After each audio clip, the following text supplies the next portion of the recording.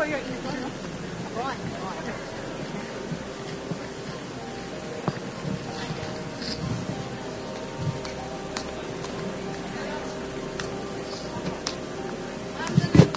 Yeah, go ahead po. Sige. Isang mapagpalang umaga po sa bawat sa po sa atin. Nandito po ang Kabayan Party List.